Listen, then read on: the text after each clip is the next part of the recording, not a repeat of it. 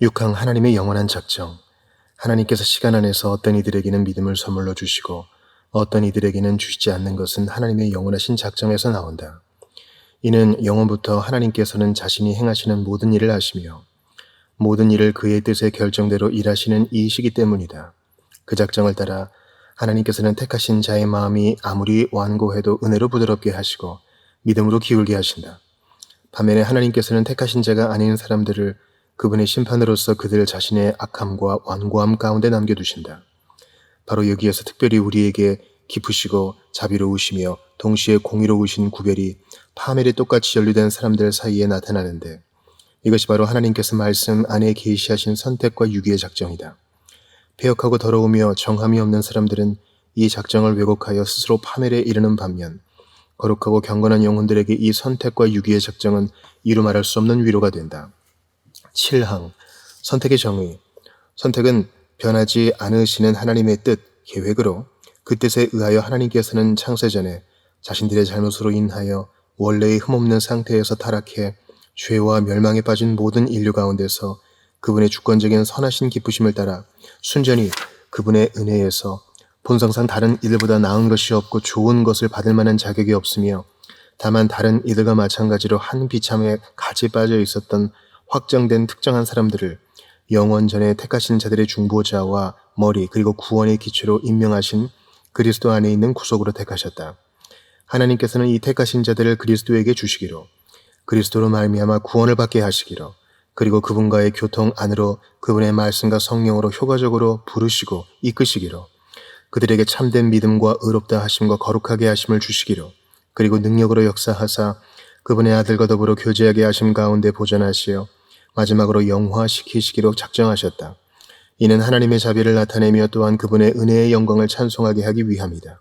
이는 기록된 대로 곧 창세전에 그리스도 안에서 우리를 택하사 우리로 사랑 안에서 그 앞에 거룩하고 흠이 없게 하시려고 그 기쁘신 뜻대로 우리를 예정하사 예수 그리스도로 말미암아 자기의 아들들이 되게 하셨으니, 이는 그가 사랑하시는 자 안에서 우리에게 거저 주시는 바 그의 은혜의 영광을 찬송하게 하려는 것이라.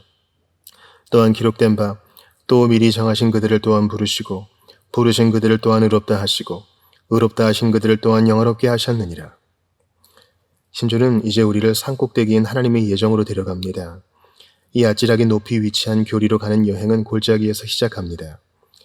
1에서 5항에서 우리는 사람이 아담 안에서 타락했으며 하나님의 진노에 놓여 있음을 읽었습니다.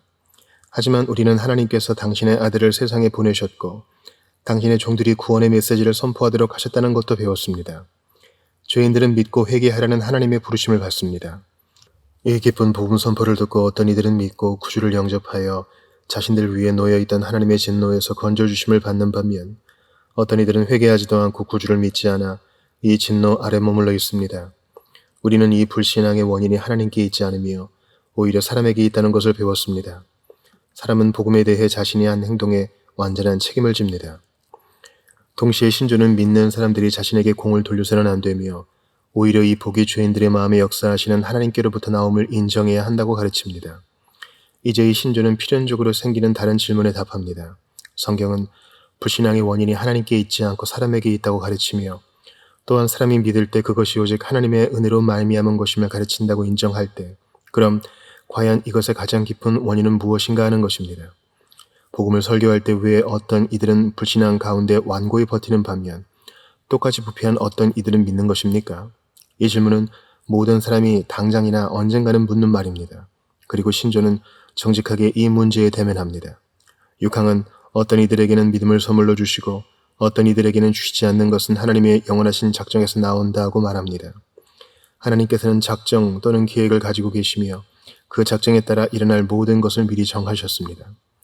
하나님께서 그런 계획을 가지고 계시다는 것은 그리 놀랄 일이 아닙니다. 사람이 어떤 중요한 일을 하려고 할 때면 먼저 계획을 세웁니다.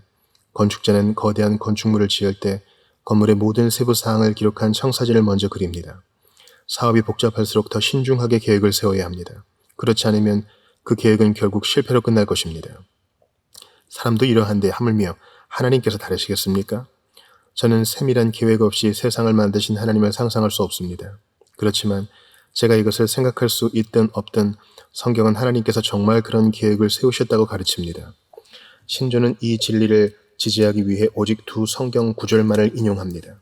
바로 영원부터 하나님께서는 자신이 행하시는 모든 일을 아시며와 모든 일을 그의 뜻의 결정대로 일하시는 이의 계획을 따라입니다. 하나님께서 모든 것을 포함하는 계획, 즉 전부를 포괄하는 작정을 진실로 세우셨다는 사실을 보이기 위해 훨씬 많은 성경 구절을 인용할 수 있습니다. 그 계획에는 별들의 움직임에서 나뭇잎이나 머리카락이 떨어지거나 손가락을 움직이는 것까지 일어날 모든 일이 적혀 있습니다. 하나님께서는 모든 것을 예정하셨습니다. 그리고 무엇보다 중요한 것으로서 하나님께서는 사람의 영원한 운명을 예정하셨습니다. 예정은 하나님의 계획 중 인간의 영원한 운명에 대한 부분을 말합니다. 위대한 예정론 교리는 두 부분입니다. 선택과 유기입니다. 신적 선택은 하나님께서 어떤 이들을 구원하기로 택하셨다는 뜻이며, 유기는 하나님께서 하나님의 정의를 주권적으로 이행하시는데 어떤 이들을 지나치신다는 것을 뜻합니다. 육항은 어떤 이들이 택하심을 받고 믿음을 선물로 받는 것이 하나님의 영원한 작정에서 나온다고 말합니다. 택함을 받은 자들은 하나님의 자비의 대상입니다. 반면 나머지 사람들은 지나치심을 받아 자신을 스스로 던져놓은 비참에 남겨집니다. 택함받은 자들이 최종적으로 유기될 사람들에 비해 더 나은 사람들입니까? 아닙니다. 그들 사이에는 아무 차이가 없습니다. 그런데 본성상 아무 차이도 없는 곳에 하나님께서 차이를 두셨습니다. 하나님께서는 오직 자신만 아시는 이유로 그렇게 행하셨습니다. 하나님께서는 자신 안에서 이유를 찾으셨기 때문입니다. 하나님께서는 택함받은 자의 마음이 아무리 완고해도 은혜로 부드럽게 하시고 믿음으로 기울게 하십니다. 택하지 않으신 이들에게는 완고한 마음을 은혜로 부드럽게 하시고 믿음으로 기울게 하시는 성령님의 강력한 역사를 주지 않으십니다. 우리가 인정하듯이 이것은 우리가 결코 완전히 이해할 수 없는 매우 장엄하고 심오한 진리입니다. 따라서 저는 많은 사람이 이 교리에 대해 분개하고 이 교리를 믿는 사람들을 조롱하는 것에 전혀 놀라지 않습니다. 도르트 신조는 분개하고 조롱하는 사람들에 대해 다음과 같이 말합니다. 배역하고 더러우며 정함이 없는 사람들은 이 작정을 왜곡하여 스스로 파멸에 이르는 반면 거룩하고 경건한 영혼들에게 이 선택과 유기의 작정은 이루 말할 수 없는 위로가 된다. 우리는 유기 교리를 15항에서 다룰 것이기에 지금 다루지는 않을 것입니다. 지금 우리는 예정의 긍정적인 부분, 즉 신적 선택만을 다룰 것입니다. 7항에서 우리는 이 교리의 아름다운 정의를 만납니다.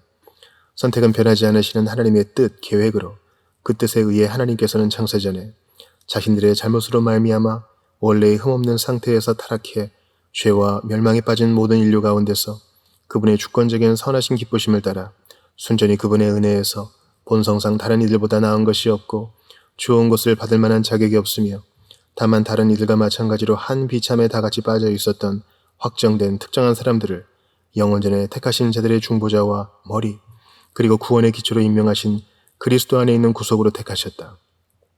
7항에 따르면 하나님께서는 세상의 기초를 세우시기도 전에 어떤 이들을 구원으로 선택하셨습니다. 하나님께서 인간이 타락하여 자신을 파멸시킨 것을 보고 놀라셔서 그제서야 후속 조치로 그 파멸한 피조물들 가운데 어떤 이들을 구원하기로 계획하신 것이 아니라고 가르칩니다. 전혀 그렇지 않습니다. 어떤 신학자가 말한 바처럼 하나님께서는 사탄보다 영원히 한 발짝 앞서 계십니다. 따라서 인류가 아담 안에서 타락했을 때 하나님께는 그 타락한 피조물들 중 많은 수의 사람을 구원해 주시기로 세워놓으신 계획이 이미 있으셨습니다. 하나님께는 전혀 놀랄 일이 아니었습니다. 이 모든 것이 하나님의 계획 안에 있었기 때문입니다. 하나님께서는 왜 타락한 피조물인 인류 가운데 어떤 이들을 영생으로 선택하셨을까요? 무엇이 하나님께 동기를 부여했을까요?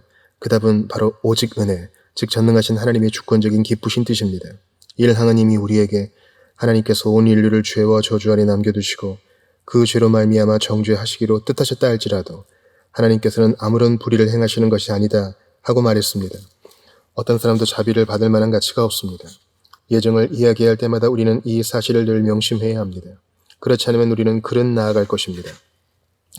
항상 우리 마음에 맨 처음 자리해야 할 것은 우리가 모두 동일한 상태로 태어났고 아무도 하나님의 자비를 받을 만한 자격이 없다는 사실입니다. 이것은 어떤 이들이 고소하는 것처럼 하나님을 변덕스럽고 제멋대로인 독재자로 만듭니까? 아닙니다. 하나님과 독재자를 비교하는 것은 말이 안 됩니다. 역사상 수많은 변덕스러운 독재자가 손 아래에 있는 사람들의 생명을 아무 이유 없이 빼앗았습니다. 하지만 하나님께서는 자신이 무엇을 행하시든지 타당한 이유가 있으시며 하나님의 이유는 늘 선하시고 지혜로우십니다. 비록 우리에게 그 이유를 나타내지 않으시는 것이 하나님께서 기뻐하시는 바라 하더라도 말입니다. 온 세상의 재판장이신 하나님께서 옳은 일을 행하실 것이라는 사실을 아는 것으로 우리는 족합니다. 구원받은 모든 사람이 이 사실을 배우며 하나님의 주권적인 선택을 찬송하는 법을 배웁니다. 다른 이에 비해 선택받을 아무 이유가 자신 안에는 없다는 것을 압니다. 하나님의 백성은 자신이 하나님의 택함을 받은 자 가운데 속해 있다는 사실을 알자마자 오 주님 왜 저입니까? 하고 질문합니다. 그리고 이 질문을 영원히 계속합니다. 다른 이들보다 전혀 나을 것이 없는 저에게 하나님의 사랑을 주시기로 정하신 이유가 무엇이니이까? 이렇게 질문하는 이들에게는 하나님께서 자신들을 택하셨다는 것이 기적과도 같습니다. 세상의 기초를 세우시기도 전에 이미 택함받은 자들을 선택하셨다는 사실은 더더욱 놀랍습니다. 영원전에 이미 택함받은 자들을 선택하셨다는 것은 하나님의 백성에게 이루 말할 수 없는 위로를 줍니다. 왜입니까? 부모는 언제나 아기가 태어날 것을 준비합니다. 특히 엄마는 아기가 태어날 것을 준비하기 위한 모든 할 일 목록을 가지고 있습니다. 우리는 이것을 출산 전 보살핌이라고 부릅니다. 예, 하나님께서 역시 하나님의 자녀들이 태어나기 전에 출산 전 보살핌을 행하셨습니다. 영원전에 하나님께서는 자기 백성에게 필요한 모든 것을 준비하셨습니다. 하나님께서는 하나님 백성의 육신의 부모와 태어날 가족을 선택하셨습니다. 하나님께서는 당신이 태어날 나라를 선택하시고 당신이 자라날 교회와 당신이 받을 목양을 선택하셨습니다. 무엇보다 자기 백성의 영원한 구원을 준비하셨습니다. 하나님께서는 하나님의 독생자와 성령님과 언약을 맺으셨습니다. 이것을 구속 언약이라고 부릅니다.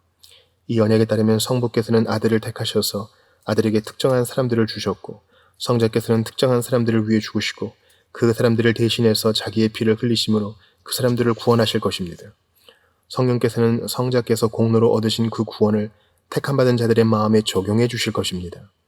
도르트 신조는 하나님께서 특정한 사람들을 영원전에 택하신 자들의 중보자와 머리, 그리고 구원의 기초로 임명하신 그리스도 안에 있는 구속으로 택하셨다고 말합니다. 하나님께서는 당신의 백성을 그리스도 안에서 선택하셨습니다. 에베소서 1장 4절은 말합니다. 곧 창세전에 그리스도 안에서 우리를 택하사. 택함받은 자들은 자신들의 머리와 대표자이신 그리스도 안에서 택함받았습니다. 택함받은 자들과 그리스도는 신비한 한 몸을 이루는데 그리스도께서 머리시고 택함받은 자들은 지체입니다. 하나님께서는 그 몸의 지체를 보실 때 머리를 떠나서는 결코 바라보지 않으십니다. 사실 하나님께서는 먼저 머리를 보시고 머리이신 그리스도를 통해 지체들을 바라보십니다. 그리스도 안에 있는 지체들을 그 사랑하시는 자 안에서 받아주십니다. 그리스도께서는 또 택함받은 자들의 중보자가 되시고 구원의 기초가 되셨습니다. 그리스도께서 선택의 기초는 아니심을 주의하십시오. 선택의 기초는 성부 하나님이십니다. 구원은 성부 하나님께로부터 비롯됩니다. 성부께서 선택하시며 따라서 성부 하나님만 영원히 택함받은 자들의 선택의 기초로 남아 계십니다. 주권적인 선하시고 기쁘신 뜻에서 택함받은 자들을 선택하셨습니다. 그리스도께서는 택함받은 자들의 구원의 기초입니다. 그리스도께서 택함받은 자들을 위해 구원을 공로로 얻으셨습니다. 다른 말로 하면 그리스도께서는 하나님께서 택하신 자들에게 구원을 주시는 방편입니다. 하나님께서 그리스도를 구원을 이룰 방편과 도구로 택하셨습니다. 이런 방법으로 해야 할 필요가 있는데 이는 죄인들을 정죄해야 공의를 이룰 수 있기 때문입니다. 하나님의 거룩한 공의는 사람들이 하나님께 불순종했다는 사실을 묵과할 수 없기에 사형 선고가 모든 사람에게 내려져 있습니다. 하지만 하나님의 자비가 또한 호소를 합니다. 그 결과로 하나님께서는 당신의 모든 속성, 특별히 하나님의 공의와 자비를 만족하는 길을 찾으셨습니다. 그 길은 바로 그리스도입니다. 따라서 그리스도께서는 구원의 기초가 되셨습니다. 어떻게 택함받은 자들이 그리스도께서 자신들을 위해 공로로 얻어내신 이 위대한 구원에 참여하게 됩니까? 이 질문에 대해 사람들은 서로 다른 답을 합니다. 어떤 이들은 사람이 자신의 자유의지로 예수 그리스도를 받아들여야 한다고 말합니다. 하나님께서는 그리스도 안에 있는 구원을 제공하셨고 그리스도를 자신의 개인적인 구주로 받아들이는 것은 사람에게 달렸다는 주장입니다. 반대편 끝에 서 있는 사람들은 아니다. 우리는 자유의지와 아무 상관도 하고 싶지 않다. 하나님의 백성은 영원전에 이미 의롭다 하심을 받았고 태어난 이후에는 진리 안에서 양육받고 자라감에 따라 그 영원전에 이미 의롭다 하심을 받은 사실을 알게 되는 것이지 하나님의 백성이 구원받기 위해 무엇을 해야 하는 것은 아니다 하고 답합니다. 저는 둘 다 틀렸다고 믿습니다. 도르트 신조가 어떻게 말하는지 보십시오. 하나님께서 이 택하신 자들을 그리스도에게 주시기로 그리스도로 말미암아 구원받게 하시기로 그리고 그분의 말씀과 성령으로 그분과의 교통 안으로 효과적으로 부르시고 이끄시기로 그들에게 참된 믿음과 의롭다 하심과 거룩하게 하심을 주시기로 그리고 능력으로 역사하사 그분의 아들과 더불어 교제하게 하심 가운데 보존하시어 마지막으로 영화시키시기로 작정하셨다. 이는 하나님의 자비를 나타내며 또한 그분의 은혜의 영광을 찬송하게 하기 위함이다. 다른 말로 하면 하나님께서는 택하신 자들을 오직 그리스도 안에서 선택하셨을 뿐 아니라 또한 택하신 자들이 그 구원자와 교통하고 교제 안으로 들어가는 방편까지도 선택하셨다는 것입니다. 비록 영원전에 선택되었지만 택함받은 자들이 각자 개인적으로 성령으로 말미암아 복음의 효과적 부르심으로 구주께로 인도함을 받고 그리하여 죄인들이 자신의 죄와 죄책을 알게 되고 구주를 영접하도록 믿음을 부여받는 것은 시간 안에서 이루어집니다. 선택은 구원에 필요한 모든 것을 포함합니다. 선택은 구속에 필요한 모든 열매, 즉 부르심, 중생, 믿음, 회개, 회심을 낳는 자궁과도 같습니다. 이 모든 것은 선택의 작정에서 나옵니다. 하나님께서 중보자를 선택하시고 특정한 사람들을 그 중보자에게 소유된 백성으로 주셨습니다.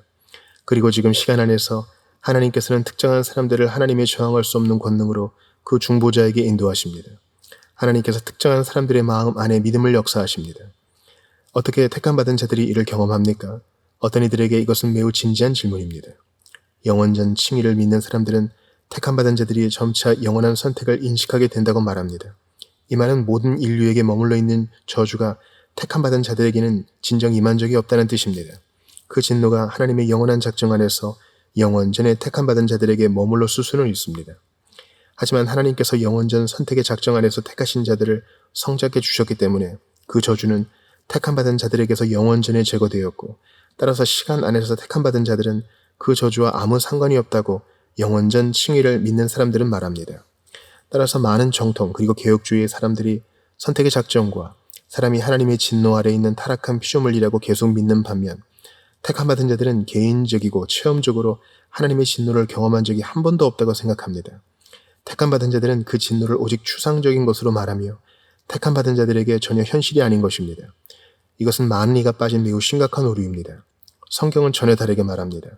에베소 교회에게 바울은 그들이 본질상 불순종의 아들들이며 우리도 다 그 가운데서 우리 육체의 욕심을 따라 지내며 육체와 마음에 원하는 것을 하여 다른 이들과 같이 본질상 진노의 자녀이었더니 하고 말합니다. 바울이 의미하는 바가 무엇입니까?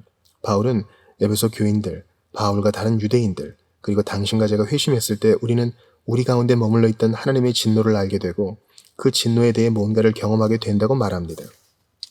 하나님께서 복음의 효과적인 부르심으로 택하신 자들을 부르실 때 택함받은 자들은 잃어버린 바된 죄인들로서 부르심을 받으며 이 부르심을 통해 택함받은 자들은 자신을 죄인으로 보게 됩니다. 따라서 하나님께서 죄인을 부르실 때 죄인에게 믿으라고 하시는 바는 자신이 택함받은 자고 하나님의 자녀며 하늘에 택함받은 자들을 사랑하시는 하늘아버지가 계시다는 것이 아닙니다. 결코 아닙니다. 택함받은 자는 자신을 율법의 저주 아래 있는 하나님의 원수로 바라보게 됩니다. 그리스도를 믿는 믿음으로 나아가기 전까지 또는 나아가지 않는 한 택함받은 자는 세상 사람들과 똑같이 하늘의 진노 아래 있습니다.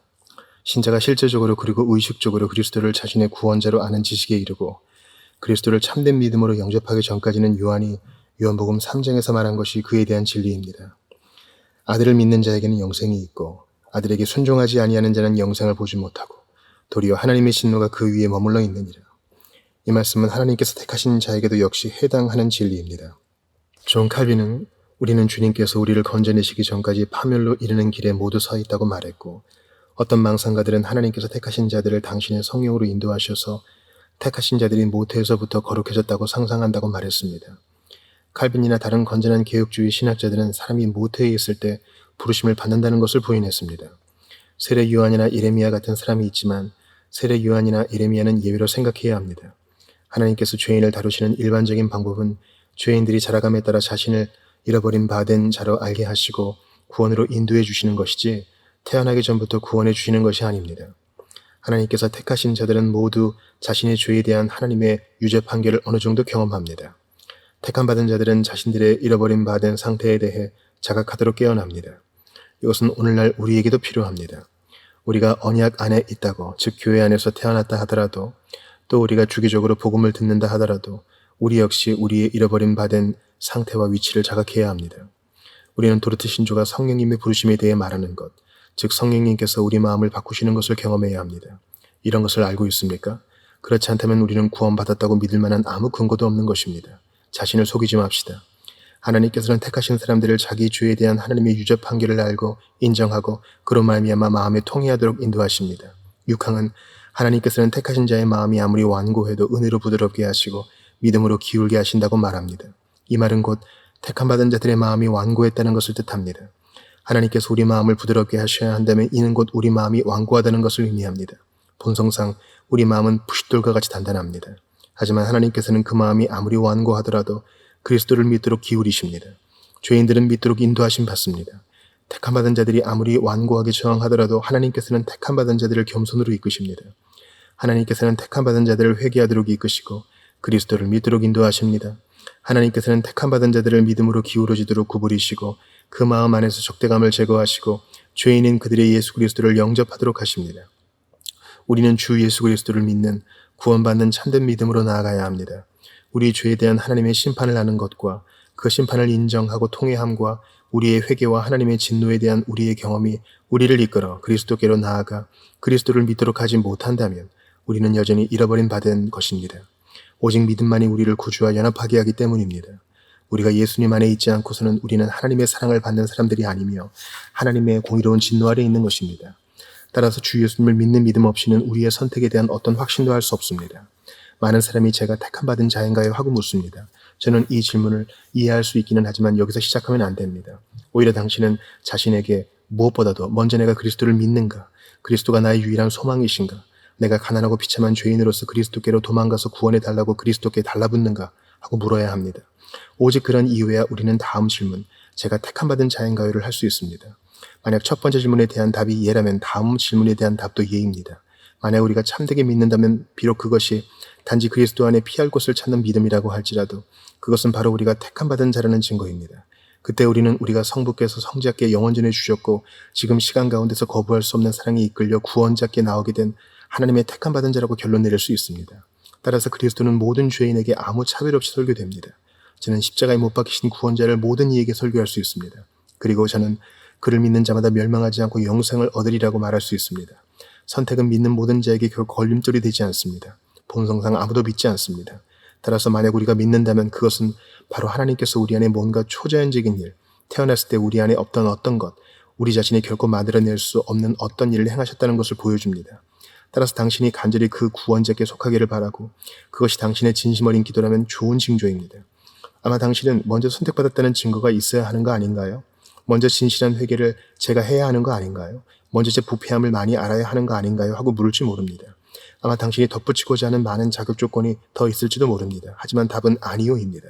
하나님께서 요구하시는 모든 조건은 바로 당신에게 예수 그리스도가 필요하다는 것을 보고 느끼는 것입니다. 물론 자신의 죄악됨과 부패를 느끼지 못하고서는 아무도 예수님에 대한 필요를 느끼지 못할 것입니다. 하지만 그것이 당신과 제가 그리스도께 나아가는 자격을 재는 기준이 되어서는 안 됩니다. 만약 그렇게 한다면 저는 곧 혼돈에 빠질 것입니다. 왜냐하면 저는 결코 저 자신에 대한 지식의 깊이나 제 죄에 대한 하나님의 유죄 판결을 알고 통회하는 정도에 만족하지 않을 것이기 때문입니다. 만약 제가 구주께 나아가기 이전에 죄에 대한 하나님의 유죄 판결을 충분히 경험하고 충분히 통회하려 한다면 저는 결코 주님께 가지 못할 것입니다.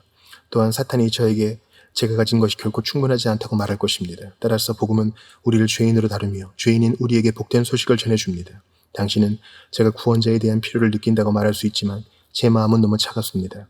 저는 너무 무심합니다. 예전에는 제가 전혀 다르게 느끼던 때가 있었습니다. 그때는 죄로 말미암아 마음에 찔림이 있었고 울 수 있었습니다. 그런데 지금은 노력해도 울 수 없습니다. 심지어 한숨을 쉴 수도 없습니다. 신음조차 할 수 없습니다. 하고 말합니다. 그런 상태에 머물고 싶은가요? 그토록 완고한 마음인 것을 즐기나요? 물론 아닙니다. 그것이 제 큰 부담이에요. 하고 당신이 말하지 않습니까? 예, 그렇다면 그것이 바로 당신이 구원자기로 나아갈 자격을 갖추고 있다는 것이 아니고 무엇이겠습니까? 이것이 바로 당신에게 당신의 마음을 부드럽게 해주실 주 예수님이 필요하다는 것을 보여주는 것이 아니고 무엇이겠습니까? 주 예수님께로 가십시오. 당신이 얼마나 완고하든 당신이 얼마나 많은 문제로 가득 차 있고 많은 괴로움을 겪고 있든지 간에 구원자께로 가십시오. 구원자는 당신의 마음을 녹일 수 있으시고 당신의 구원자의 발 아래서 울며 회개하도록 할 수 있으십니다. 여기서 저는 구원을 위해 그리스도께로 나온 사람들에게 말하고 있습니다. 그것은 오직 주님의 역사하심이었습니다. 그것을 충분히 알고 있지 못했다 하더라도 당신이 그리스도께로 나아갔을 때 당신은 신비하게 이끌림을 받았고 주님의 자비와 선하심을 맛보는 은혜를 받았습니다. 당신을 위해 그 일을 행하신 분이 주님이심을 알지 않습니까? 당신은 다음과 같은 시에 동의하지 않습니까? 내가 주를 택한 것이 아니옵나이다. 주께서 저를 택하지 않으셨다면 제 마음이 주를 여전히 거부할 것이나이다. 그러나 제가 주를 택한 것일 수가 결코 없나이다. 이것이 바로 구원받은 모든 사람의 확신입니다. 따라서 선택은 주님의 백성에게는 직한 위로가 됩니다. 왜입니까? 이제 우리의 죄들은 더는 장애물이 아니기 때문입니다. 우리는 종종 현재의 상태보다 더 나아야지만, 우리가 이토록 죄악되지 않아야지만, 더 회개하고 더 많이 기도해야지만 하고 생각합니다. 하지만 우리가 그렇게 말하는 동안 우리는 자신 안에서 어떤 선한 자격을 찾고 있다는 것을 깨닫지 못합니다. 비록 우리가 이런 의미로 그 말을 하는 것은 아니라 하더라도 사실은 우리가 하나님의 값없고 주권적인 은혜에 반대하는 것입니다. 따라서 선택은 우리를 겸손하게 하는 교리며 그렇기에 본성상 모두의 교리를 증오합니다. 왜냐하면 우리는 우리 자신을 주님 앞에 받아들여질 만하게 만들고 칭찬받게 만드는 어떤 선함과 덕을 우리 안에서 찾기 때문입니다. 우리는 모두 뭔가를 가지고 주님께로 나아가며 그리하여 하나님께서 적어도 다른 이들보다 우리 문제를 더 잘 다루어 주시기를 바랍니다. 선택은 평등하게 하는 교리입니다. 선택은 우리를 모두 같은 위치에 놓습니다. 아담의 자손들로서 우리는 모두 동일한 위치에 있습니다. 우리 자신을 하나님 앞에 내세울 만한 것이 아무것도 없습니다. 하지만 그렇기에 또한 죄인 중 괴수라 하더라도 구원받을 수가 있는 것입니다. 하나님께서는 다른 이들보다 우리를 구원하셔야 할 어떤 이유를 우리 안에서 찾으시려고 우리를 바라보지 않으십니다.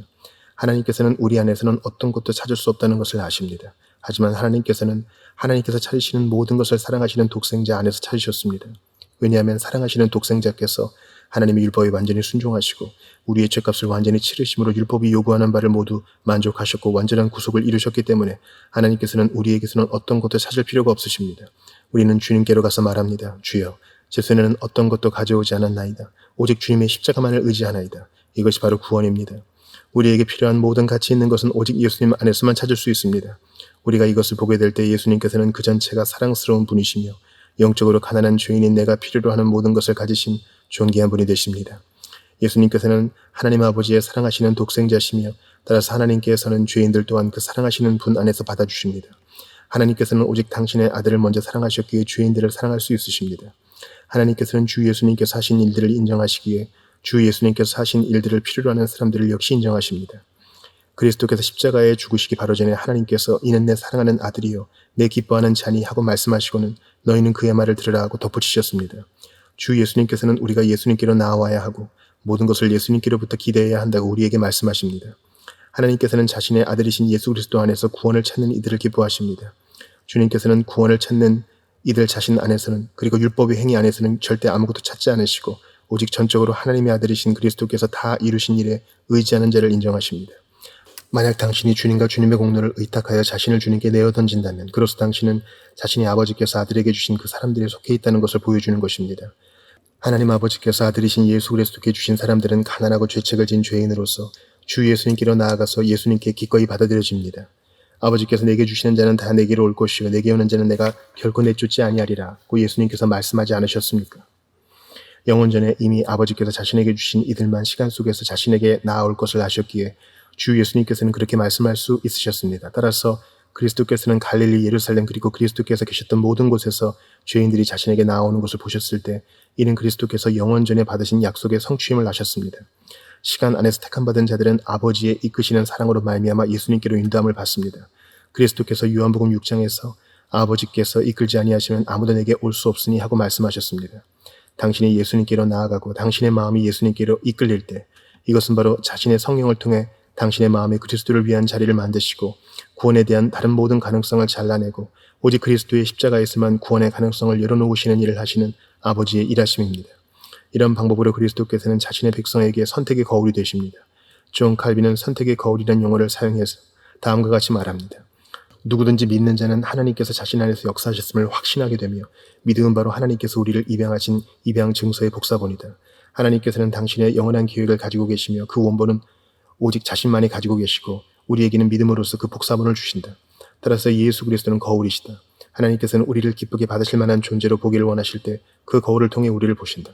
다른 말로 하면 하나님께서 하나님의 백성을 바라보실 때 결코 그리스도를 떠나서는 바라보지 않으신다는 것입니다. 그렇지 않다면 하나님께서는 하나님의 백성을 정죄하셔야 합니다. 그 대신 하나님께서는 사랑하시는 당신의 아들을 바라보십니다. 하나님의 백성은 그리스도의 날개 아래 있습니다. 하나님의 백성은 그리스도 안에서 방주이신 예수 그리스도 안에 감추어져 있습니다. 그렇기에 하나님께서는 하나님의 백성을 또한 기뻐하십니다. 우리 쪽에서 그리스도는 우리가 선택받았는지를 알고자 할 때 바라보아야 할 거울이십니다. 이 얼마나 영광스러운 선택 교리입니까? 이 교리가 당신에게도 영광스럽습니까? 이 교리가 당신에게 위로를 줍니까? 아니면 당신의 마음에 적대감을 불러일으킵니까? 선택 교리가 당신을 분개하게 하고 당신으로 하여금 만약 그것이 진리고 하나님께서 영원한 선택을 하셨다면 내가 무엇을 하든 간에 아무것도 바꾸지 못할 것이다 하고 말하게 한다면 그것은 바로 당신이 여전히 하나님의 대적임을 보여주는 것입니다. 주님께서 당신의 마음을 열어주셔서 당신에게 선택 교리가 두려움이 아니라 위로가 됨을 보게 해주시기를 기도합니다. 선택은 구원을 가능하게 만듭니다. 선택은 당신도 구원받을 수 있게 해줍니다. 하나님께서는 당신의 아들을 사랑하셨고 하나님께서는 자신이 하나님의 진노 아래에 있음을 보고 그 진노에서 도망하여 주 예수 그리스도의 날개 아래로 피하는 죄인들을 사랑하십니다. 주 예수 그리스도께서 말씀하십니다. 수고하고 무거운 짐진 자들아 다 내게로 오라. 내가 너희를 쉬게 하리라. 신자여, 여기 당신의 위로가 있습니다. 처음부터 끝까지 값없이 구원을 주시오니 하나님의 영원한 사랑이 이제 당신을 영원히 찬송하도록 합니다.